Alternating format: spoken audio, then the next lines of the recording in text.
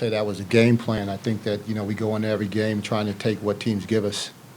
I actually thought we did a better job in the second half at getting the shots from the perimeter than we did in the first.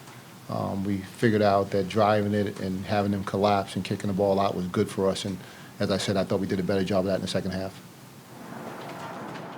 What did you think went wrong for you guys on that last possession? I mean, you guys did such a good job to claw back into the game and make it just a 4-point game. And then Which possession are you talking about? With like 10 seconds left, it wasn't like you weren't bringing the ball up very quickly and then took like. Well, they were pressing. They were pressing. Yeah. So it's kind of hard to bring the ball up when you're 6'1" and there are three guys that are 6'6" or better. You just can't really just like dribble through them. So we try to get the ball up as quickly as we can. And to be honest with you, I can't remember exactly what happened on the possession. I'm sorry. It was like a tough contested shot from right inside the. Oh yeah, the one that we're down by 4 points. I mean, you're down by 4 points with. At that time, it was going to take a miracle for us to win it. If it was a 3-point game, it'd be something different, one possession, but it was a two-possession game at that point. When Cameron Johnson hit those 3 straight threes, 3 straight possessions, was that kind of a big momentum swing in the game? Because you guys kind of clawed back in, and then the lead went back up after that. I don't know if it was a momentum swing because we were still there. It still was a one-possession game later than that, right? We got it to a one-possession game later than that point. So, that certainly helped them maintain their lead and have a comfortable edge of us. But at the same time, we still were able to get them within one possession. And Anthony Dahlia got his 5th foul with 3 seconds. I mean, with 49 seconds to go, and we were down by 3. We were not looking to foul there, and that I thought was the biggest play in the game. What troubles did Michael Young and Jamel Artis give? What troubles? I guess what did they do that gave you guys trouble? Michael Young is really good. Mr. Artis, they're very good basketball players. And, we had some mashup issues with size against quickness. And they had an advantage, and they took advantage of their ability. They're both very good players, and I certainly would not be surprised if they got paid to play someday at the next level. With 2 games early in the season here, James, playing at Washington, now playing at Pitt, and a bigger league score from last year. What do you feel like so far you've kind of learned about your team, especially after tonight? Well, I think that we have a lot of heart in the kids fighting through the adversity.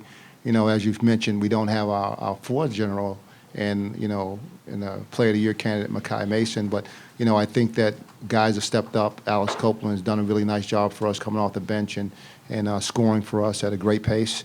And it tells me that our team has a lot of heart and our program is moving in the right direction where you can actually have, your best player go down and still have an opportunity to, you beat a Washington team, you played a team at Virginia for 27 minutes, about even, and you played, a Pitt team on the road, about even. I look at the last 2 games, and I think Virginia had 2 fouls in the second half against us, and Pitt had 9 fouls in the game.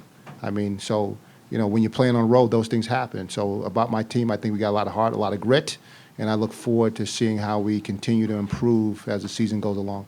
What adjustments do you make defensively at halftime? And what do you want to do to kind of, limit Young and Artis specifically? Well, I think it's very hard to limit those guys. We tried to play a little zone the second half and try to take the ball out of their hands somewhat, but they found some openings. We tried to pack it in, and then the kid comes off the bench and makes 3 threes. So that was just an opportune minute for him. But we tried to limit the opportunities they have one-on-one to beat us at the basket. And really, those 2 guys are what propelled Pitt to a win. They both played great games, and it took both of them to have great games for them to win.